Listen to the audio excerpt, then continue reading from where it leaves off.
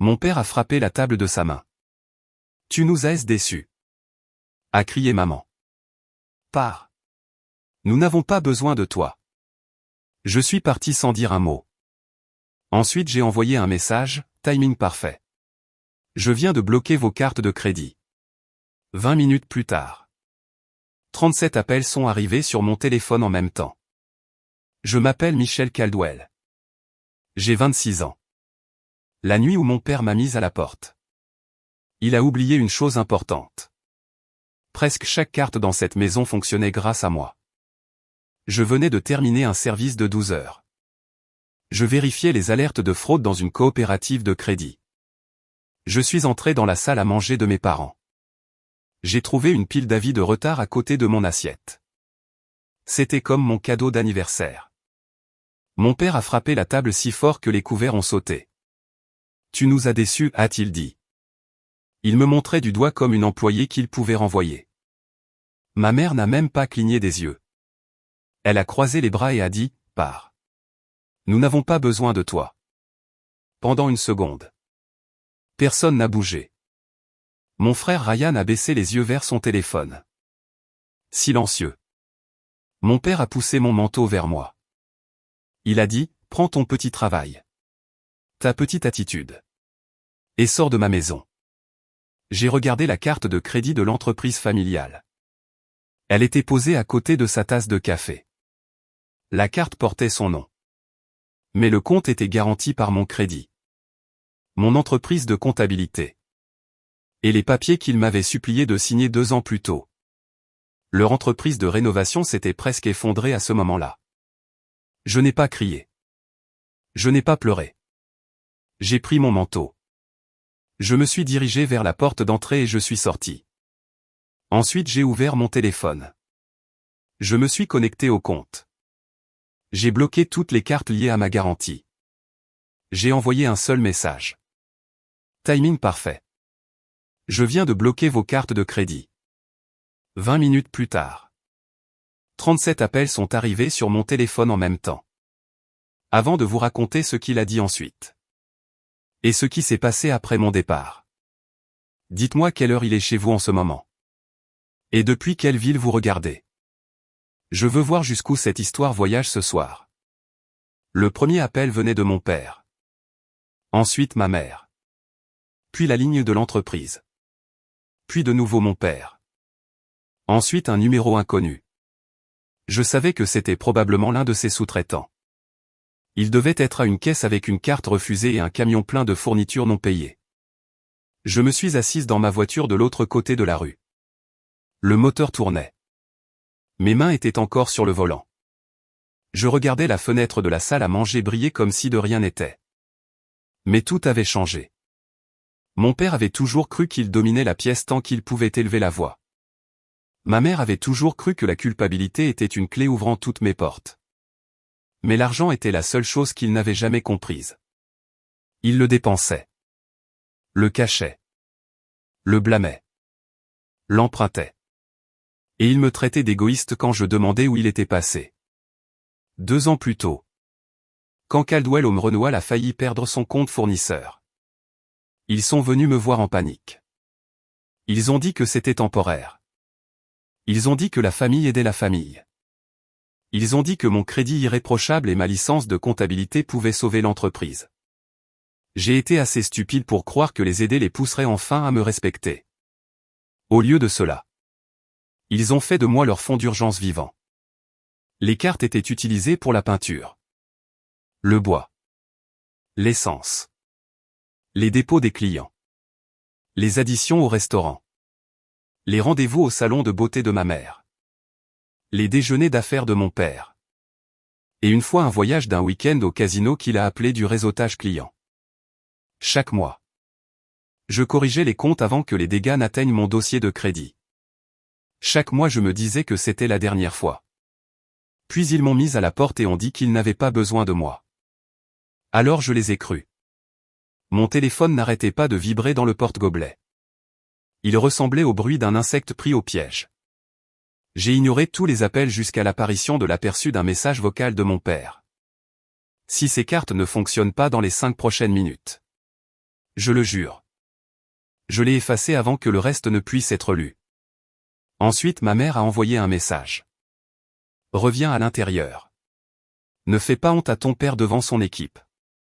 C'était la phrase qui m'a fait rire. Pas parce que c'était drôle. Mais parce que même à ce moment-là elle se souciait plus de son image que de ce qu'il venait de me faire. J'ai passé la vitesse. Pendant une seconde dangereuse. J'ai failli faire demi-tour. Je m'entendais déjà m'excuser. Expliquer. Adoucir la vérité pour qu'il se calme. C'était le rôle que j'avais joué toute ma vie. La traductrice de leur cruauté. La nettoyeuse de leurs dégâts. La fille qui rendait le chaos respectable. Puis un autre message est apparu. Il venait de Ryan. Papa perd la tête. Il dit que c'est de ta faute. Que as-tu fait? J'ai fixé ces mots jusqu'à ce que l'écran s'assombrisse. Je m'étais sauvé. Mais j'avais laissé mon frère dans la zone d'explosion. Cette pensée a frappé plus fort que les cris de mon père. Je me suis éloigné du trottoir et j'ai conduit vers la maison de ma tante Carole dans l'ouest de Cleveland. Contrairement à la vieille ferme de la version originale. Il n'y avait pas de grands champs. Pas de chemin de terre tranquille. Pas de coucher de soleil doré pour adoucir le moment. Il y avait des rues mouillées. Des feux de circulation. Des centres commerciaux. Et le reflet dur de mon propre visage dans le pare-brise. Chaque feu rouge ressemblait à une question. Étais-je enfin en train de fixer une limite? Ou devenais-je le genre de personne qui utilisait l'argent pour punir les gens? Je n'avais pas de réponse parfaite. Je savais seulement ceci. Ces cartes étaient liées à mon nom. Et mon nom était la seule chose qui me restait cette nuit-là. Quand je suis arrivé chez tante Carole. Elle a ouvert la porte avant que je ne frappe. Elle avait des cheveux gris tirés en un chignon désordonné. Des lunettes de lecture pendaient à une chaîne. Elle avait l'expression de quelqu'un qui attendait cela depuis des années. T'a-t-il enfin mise à la porte, a-t-elle demandé. J'ai hoché la tête une fois. Elle s'est écartée et a dit, alors entre avant de te convaincre d'y retourner. Tante Carole ne m'a pas serré dans ses bras tout de suite. C'était ce que j'aimais chez elle. Elle n'étouffait pas la douleur avec du réconfort avant de comprendre où ça faisait mal. Elle a verrouillé la porte. Elle a mis une bouilloire à chauffer. Elle a attendu pendant que je me tenais dans sa petite cuisine avec mon manteau toujours sur le dos. Le téléphone bourdonnait encore dans ma main. Pose-le sur la table, a-t-elle dit. Pas éteint. Juste posé. Laisse-les faire du bruit sans prendre de décision à ta place. Je l'ai posé écran vers le bas à côté d'un bol d'orange. Il a vibré encore et encore. Chaque appel le déplaçait d'une fraction sur le bois. Ma tante le regardait comme si c'était un serpent. Combien de cartes, a-t-elle demandé. Si ai-je répondu. 3 cartes professionnelles. 2 cartes de carburant. Et la carte d'urgence que ma mère utilisait comme un sac à main. Sont-elles légalement à toi pour les bloquer? Elles sont liées à ma garantie. Mon crédit. Le profil de mon entreprise. Je n'ai pas touché à leur compte de débit personnel. Elle a hoché la tête. Satisfaite. Bien. Ne laisse pas la colère te rendre négligente. Cette phrase m'a ancré plus que n'importe quel discours. Tante Carole avait été assistante juridique pendant 30 ans avant de prendre sa retraite. Elle avait vu des familles s'entre-déchirer pour des signatures. Des prêts. Et le genre de promesses verbales qui ne semblait jamais dangereuse jusqu'à l'intervention d'une banque. Elle a préparé du thé. Mais elle ne m'a pas dit que tout irait bien. Elle a dit, allez bien c'est pour plus tard. Ce soir c'est la documentation. Nous nous sommes donc assises à la table de sa cuisine et avons constitué un dossier. Des captures d'écran des comptes bloqués. Des copies des accords de titulaires de cartes. Des messages électroniques où mon père appelait les cartes la ligne de crédit professionnelle de Michel. Des messages où ma mère me demandait de couvrir le solde jusqu'au mois suivant. J'ai tout transféré à une adresse électronique privée que tante Carole m'a aidé à créer. Pour la première fois. J'ai vu ma vie organisée comme une preuve. Pas des sentiments. Pas des drames. Des preuves. Et la preuve fait quelque chose que la mémoire ne peut pas faire. Elle refuse d'être effacée par la parole. Vers minuit. Ma mère a laissé un message vocal. Tante Carole a demandé si je voulais l'entendre. J'ai dit oui. Même si mon estomac s'est noué dès que sa voix a rempli la cuisine. Michel. Ma chérie. Ton père est juste stressé. Tu sais comment il devient quand l'argent manque. Tu as fait passer ton message. Maintenant débloque les cartes avant que quelqu'un d'important ne le découvre. Quelqu'un d'important. Pas avant que ton crédit ne soit endommagé. Pas avant que tu ne sois plus blessé. Quelqu'un d'important. Le message vocal de mon père a suivi. Aucune douceur. Aucune simulation. Tu penses être puissante maintenant? Tu n'es rien sans cette famille. Débloque les cartes où je dirai à tout le monde que tu nous as volé. Tante Carole a mis le message en pause. Elle m'a regardé par-dessus ses lunettes. Elle a dit, voilà. La menace. Garde celui-là. Je voulais me sentir courageuse. Au lieu de cela. J'ai eu froid. Ni calme. Ni en paix. Juste un froid qui m'a fait peur. Quand mon téléphone a de nouveau sonné. J'ai failli répondre juste pour dire quelque chose d'assez cruel pour lui faire ressentir ce que je ressentais. Mon pouce planait au-dessus du bouton vert. Tante Carole l'a vu. Michel, a-t-elle dit doucement. Ne deviens pas courante dans leur langue juste parce que tu as enfin une arme. J'ai posé le téléphone. C'était le premier vrai test. Pas de bloquer les cartes. Pas de partir. Le test était de savoir si je pouvais me protéger sans me transformer en mon père. Le lendemain matin. Je me suis réveillé sur le canapé de tante Carole avec mes chaussures toujours à côté de moi et une raideur dans le cou. Il y avait 58 appels manqués. 12 messages vocaux. Et un nouveau message de Ryan. Papa a pris mes clés de voiture. Il dit que si je te parle je choisis mon camp. Je me suis assise si vite que la couverture est tombée par terre. Tante Carole était déjà dans l'embrasure de la porte avec du café. Que s'est-il passé, a-t-elle demandé. Je lui ai montré l'écran. Son visage s'est durci. Je pensais que bloquer les cartes forcerait mes parents à faire face à leurs propres dépenses. Je ne savais pas que cela empirerait tout pour Ryan. Ryan avait 21 ans. Assez grand pour partir. Mais assez jeune pour que nos parents sachent exactement sur quel bouton appuyer.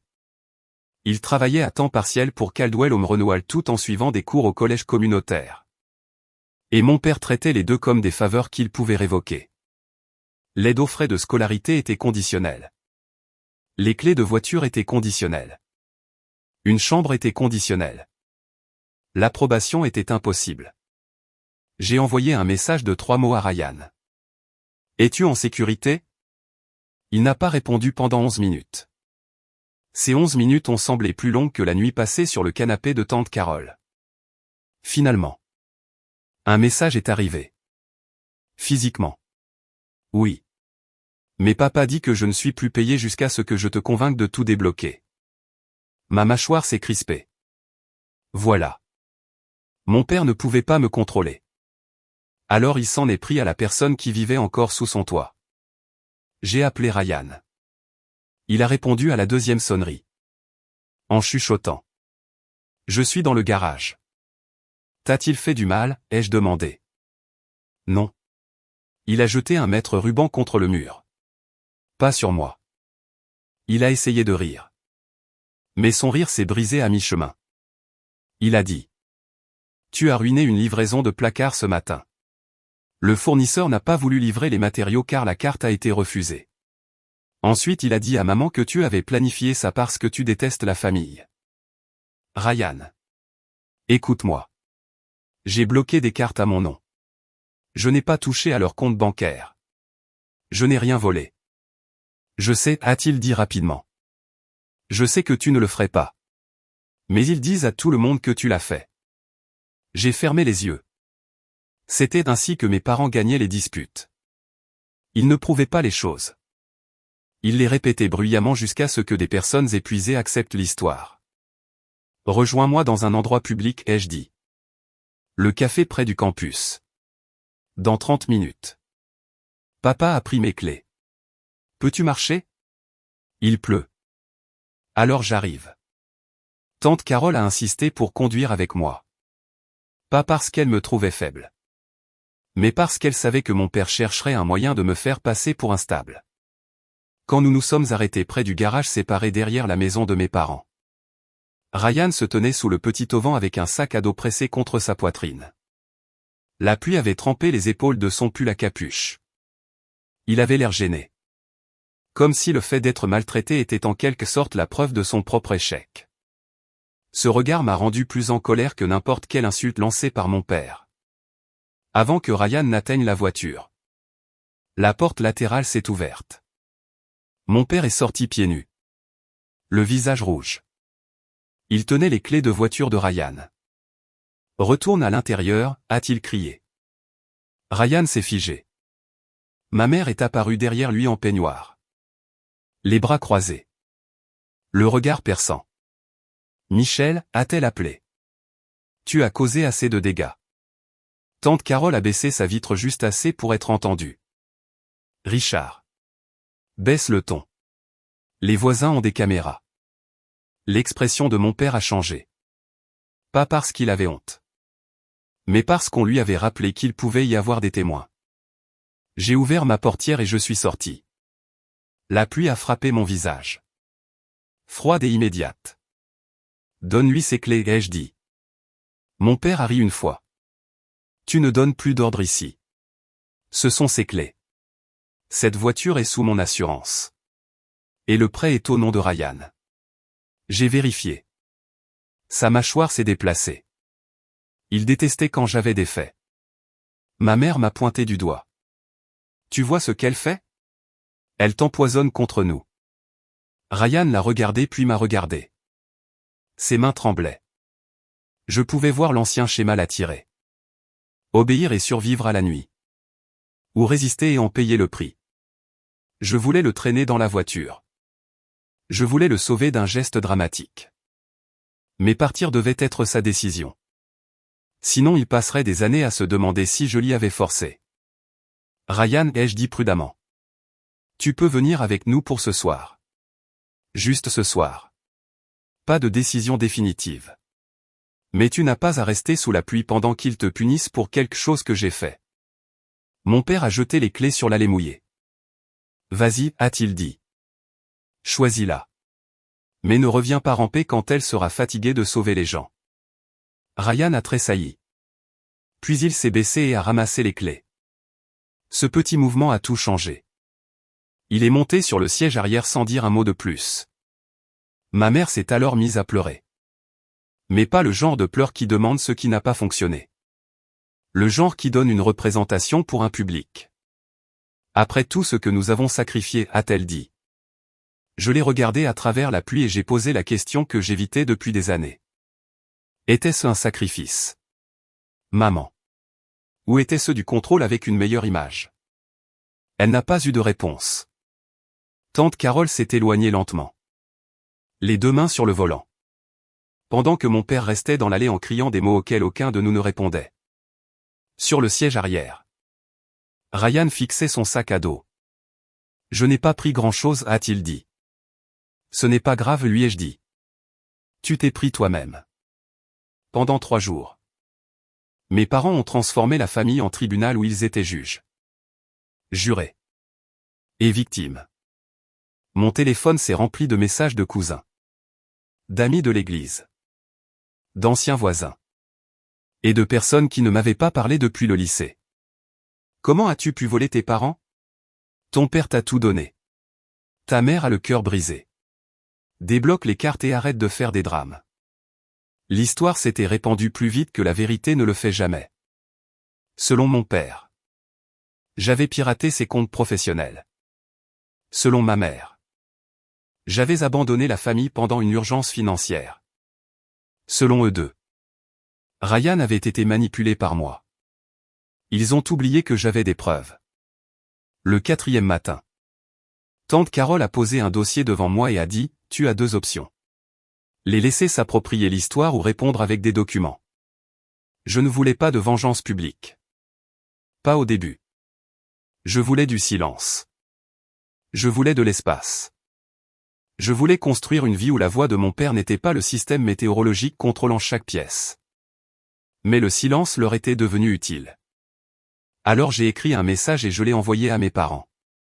À Ryan. À tante Carole. Et à l'adresse électronique professionnelle de mon père.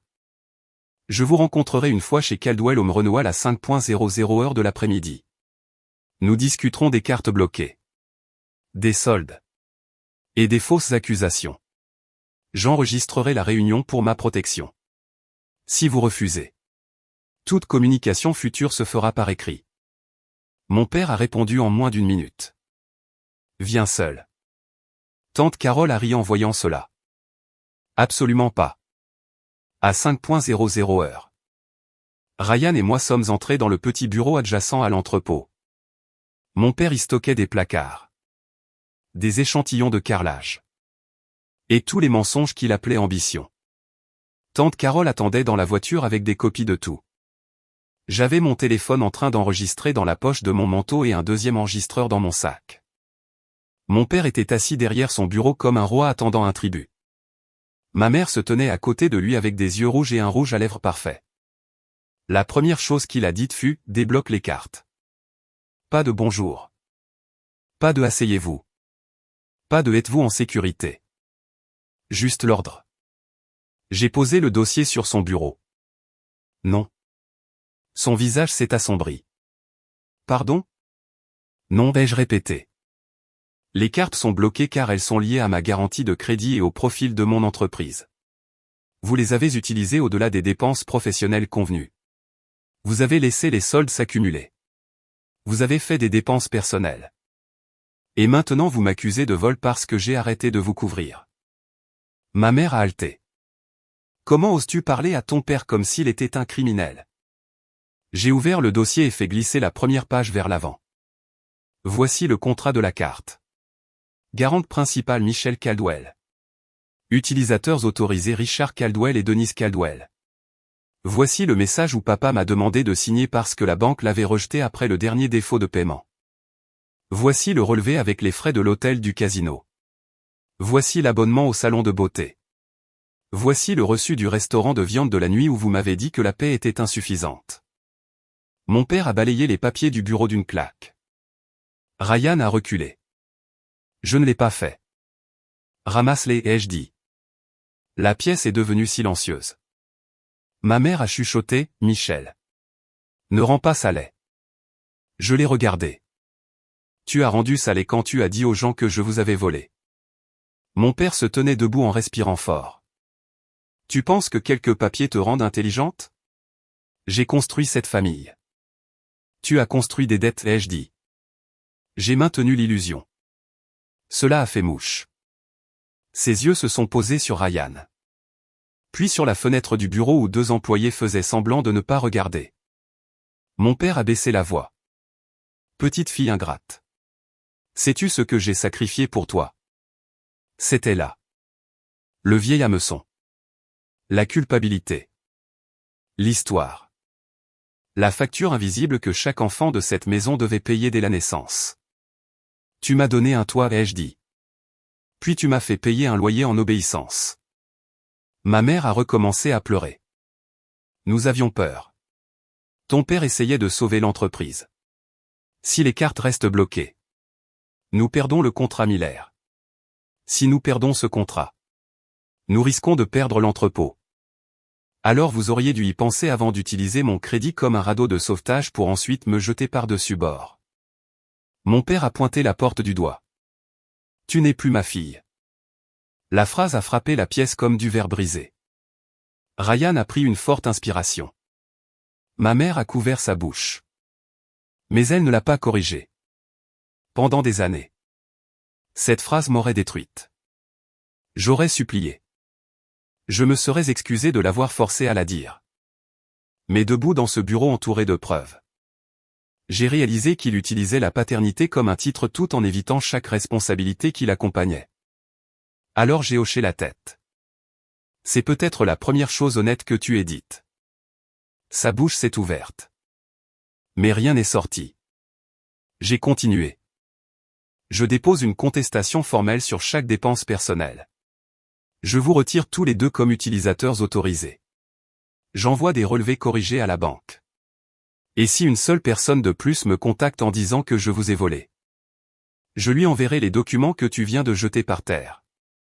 Les pleurs de ma mère ont changé. Ils sont devenus plus petits. Plus réels. Michel.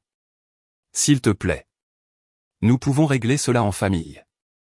Non, a dit Ryan. Nous nous sommes tous tournés vers lui. Sa voix tremblait. Mais il a continué. Vous ne voulez pas de famille. Vous voulez un accès. Mon père l'a regardé comme s'il avait découvert un étranger dans son bureau. Fais attention à ce que tu dis. Ryan a dégluti. Je l'ai fait toute ma vie. C'est à ce moment-là que j'ai su qu'il partait pour de bon. Pas parce que je lui avais dit de le faire. Pas parce que la colère le transportait. Mais parce que la vérité avait enfin atteint sa propre bouche. Mon père a attrapé son téléphone et a menacé d'appeler des avocats. La police. La honte publique. Toutes les armes qu'il pouvait nommer. Je l'ai laissé parler.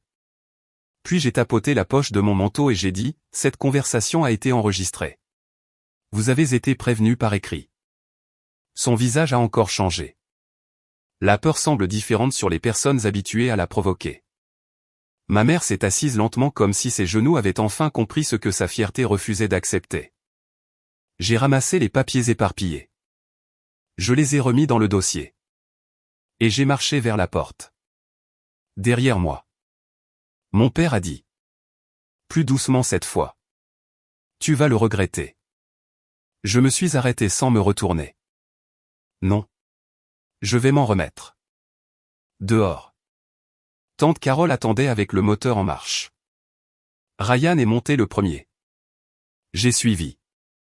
Pour la première fois depuis le début de cette histoire. Mon téléphone était silencieux. Le silence a duré jusqu'à 2h13 du matin. Je me souviens de l'heure exacte car je m'étais enfin endormi sur le canapé de tante Carole quand mon téléphone a sonné si violemment contre la table que je me suis réveillé en cherchant le danger. Le nom de Ryan clignotait sur l'écran. Même s'il était censé dormir dans la chambre d'amis. J'ai répondu confuse. Ryan ? Sa voix était brisée et essoufflée. J'y suis retourné. Je me suis redressé. Quoi ? Je ne pouvais pas dormir. Je n'arrêtais pas de penser à mon ordinateur portable. Mes documents scolaires. La montre de grand-père. Je pensais qu'il dormirait. Alors j'y suis retourné en voiture pour récupérer mes affaires. J'étais déjà debout. Où es-tu maintenant ? Il y avait du vent en arrière-plan. De la pluie. Puis sa voix. Dehors. Papa a changé le code du garage. Maman a mis mes cartons sur le porche. Ils ont dit que si je voulais être le problème de Michel, je pouvais commencer ce soir. Quelque chose en moi est devenu très silencieux. Pas froid cette fois. Clair. Reste là où il y a de la lumière, ai-je dit. J'arrive. Tante Carole est apparue dans le couloir vêtue d'un peignoir et tenant ses clés comme si elle était née prête. Je conduis, a-t-elle dit. Nous avons trouvé Ryan assis sur le trottoir sous la lumière jaune du porche. Trempé jusqu'aux os. 2 boîtes en carton à côté de lui. Elle s'affaissait sous la pluie. Une boîte s'était ouverte. Des vêtements se répandaient sur le trottoir mouillé. Le sac de son ordinateur portable était sous sa veste. La seule chose sèche qui l'avait protégé. La maison de mes parents était sombre à l'exception de la fenêtre de la chambre à l'étage. Ils étaient réveillés. Ils regardaient. Je suis sorti avant que tante Carole ne puisse m'arrêter. Ryan s'est levé rapidement. À nouveau embarrassé. Comme si être abandonné sur un trottoir était quelque chose dont il devait s'excuser. Je suis désolé, a-t-il dit. Je pensais pouvoir gérer la situation. Tu la gères, ai-je dit. Voilà à quoi ressemble la gestion de la situation. Nous avons chargé les cartons dans le coffre. Un album photo était tombé dans une flaque d'eau. Et quand Ryan a tendu la main pour le prendre, la couverture s'est déchirée dans sa main. Il l'a fixée du regard. Et je savais exactement à quoi il pensait. Comment des gens qui gardaient des photos de bébés pouvaient-ils aussi vous laisser sous la pluie ? Cette question n'a pas de réponse claire. La porte d'entrée s'est ouverte. Ma mère est sortie sur le porche. Ryan a-t-elle appelé doucement. Rentre à l'intérieur et nous allons parler. Mais elle reste dehors. Ryan s'est figé. Mon père est apparu derrière elle. Les bras croisés. Dernière chance, a-t-il dit. Tu pars maintenant. N'attends plus jamais d'aide de notre part. Tante Carole se tenait à côté de moi. Richard. Il a des droits de locataire, a-t-elle dit. Il vit ici depuis plus de 30 jours. Tu ne peux pas l'enfermer dehors illégalement ou te débarrasser de ses affaires. Mon père s'est moqué. Ce sont des affaires de famille. Non, a dit tante Carole. C'est exactement comme ça que les affaires de famille finissent au tribunal. Ma mère a regardé Ryan. Changeant de tactique. Mon chéri. Ta sœur est en colère. Elle finira par se calmer. Ne gâche pas ta vie parce qu'elle veut se venger. Ryan a essuyé la pluie de son visage. Ce n'est pas une vengeance. Sa voix était plus assurée que la mienne ne l'aurait été. C'est moi qui pars avant de devenir comme vous deux. Mon père s'est avancé d'un pas mais s'est arrêté quand tante Carole a levé son téléphone et a commencé à enregistrer ouvertement. Répète ça pour la caméra, a-t-elle dit. Il a reculé dans le silence. Ma mère s'est mise à pleurer. Mais Ryan n'a pas avancé vers elle. C'était sa victoire. Pas un discours. Pas une porte claquée. Juste le refus d'être retenu par des larmes liées à des conditions. Nous sommes partis avec le chauffage à fond et l'odeur du carton mouillé remplissant la voiture. Ryan était assis à l'arrière tenant l'album photo endommagé sur ses genoux. Après 10 minutes. Il a dit, « Penses-tu que je suis un mauvais fils ?» Je l'ai regardé en arrière. Non. Je pense que tu es un fils fatigué. Il a hoché la tête. Mais des larmes coulaient sur son visage de toute façon. Tante Carole ne lui a pas dit de ne pas pleurer. Elle a juste augmenté le chauffage. Les semaines suivantes n'ont pas été dignes d'un film. Il n'y a pas eu de montage de guérison instantanée. Pas de nouvelle vie parfaite attendant avec des bornettes. Ryan a mal dormi. Je sursautais à chaque fois que mon téléphone vibrait. La salle à manger de tante Carole s'est transformée en un centre de commandement de formulaires. De mots de passe. De litiges bancaires. De documents de transfert scolaire. Et de candidatures à des emplois. J'ai retiré mes parents de tous les comptes que je contrôlais. Ryan a ouvert un nouveau compte courant dans une banque différente. Tante Carole l'a aidé à demander des copies de son acte de naissance et de sa carte de sécurité sociale car ma mère refusait de les lui remettre. Mon père a tenté un dernier coup. Il a dit à un client important que j'avais saboté son logiciel d'entreprise. Malheureusement pour lui. Ce client était un comptable à la retraite qui a demandé des preuves. J'ai envoyé les preuves en premier. 3 jours plus tard. Le contrat de rénovation Miller a été annulé. 2 fournisseurs ont fait passer Caldwell-Home-Renoir à des conditions de paiement en espèces uniquement. Les cartes de carburant sont restées bloquées. La ligne de crédit de l'entreprise a été révisée. Les conséquences ne sont pas arrivées comme un éclair. Elles sont arrivées comme du courrier. Un avis. Un refus. Une commande annulée à la fois. Ma mère a appelé une fois d'un numéro que je ne reconnaissais pas. J'ai répondu par erreur. Sa voix semblait plus petite que jamais. Michel. Ton père n'a pas dormi. J'ai attendu. Nous pourrions perdre l'entrepôt. J'ai fermé les yeux. Il y avait encore une fille en moi qui voulait réparer ça. Elle était jeune et conditionnée et terrifiée à l'idée d'être qualifiée d'égoïste. Mais il y avait une autre voix maintenant. Une voix que j'avais construite à partir de la vérité. Je suis désolé que vous fassiez face à cela, ai-je dit. Mais je ne paie pas pour cela. Ma mère a chuchoté. Alors c'est tout? Non, ai-je dit. C'est la première limite. Le premier mois chez tante Carole m'a appris que la liberté n'est pas toujours bruyante. Parfois la liberté est une feuille de calcul portant votre propre nom. Parfois c'est une porte de chambre qui se verrouille. Parfois c'est dîner sans guetter l'humeur de la personne la plus dangereuse à table. Ryan et moi avons appris de petites choses étranges sur la paix. Il a appris qu'il aimait cuisiner quand personne ne se moquait du désordre. J'ai appris que je dormais mieux après avoir changé tous les mots de passe que mes parents avaient connus. Nous avons tous les deux appris que le silence pouvait être sûr. Pas seulement la pause avant que quelqu'un n'explose. Mais la guérison ne m'a pas adouci du jour au lendemain. Certains matins je me réveillais furieuse. Je me brossais les dents et j'imaginais envoyer chaque reçu. Chaque message vocal. Chaque vilain message à toutes les personnes qui m'avaient jugé. Je voulais les humilier. Je voulais les exposer. Puis je voyais Ryan à la table de la cuisine travaillant sur un devoir universitaire avec ses épaules enfin détendues. Et je me rappelais que le but n'était pas de détruire mes parents. Le but était de ne plus les laisser nous détruire. Il y a une différence. Quelques membres de la famille ont fini par s'excuser. Pas beaucoup. Mais assez pour prouver que la vérité n'a pas besoin que tout le monde y croie pour avoir de l'importance. Un cousin m'a envoyé un message disant « Je ne savais pas que les cartes étaient à ton nom ». J'ai répondu « Tu n'as pas demandé ». C'est devenu une leçon aussi. Les personnes qui se précipitent pour juger se précipitent rarement pour réparer. Mon père ne s'est jamais excusé. Il a envoyé un message écrit comme un mémo professionnel disant qu'il était prêt à discuter de nos erreurs mutuelles. Je n'ai pas répondu. Ma mère a envoyé à Ryan une carte d'anniversaire sans adresse de retour. À l'intérieur elle a écrit « L'ancien toi nous manque ». Ryan l'a lu 2 fois.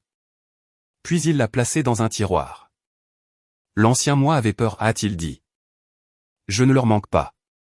La partie effrayée leur manque. Je pense que c'est ce jour-là que j'ai su qu'il irait bien. Pas guéri. Pas intact. Bien. Quant à Caldwell Home-Renewal. L'entreprise a survécu. Mais pas comme mon père le voulait. La banque a réduit leur accès au crédit. 2 employés sont partis. Ma mère a vendu sa voiture pour couvrir les soldes de fournisseurs en retard. Mon père a dû accepter de plus petits travaux et payer les matériaux en espèces. Pendant des années. Il nous avait appris que les conséquences étaient une chose à laquelle les enfants faisaient face pour désobéissance.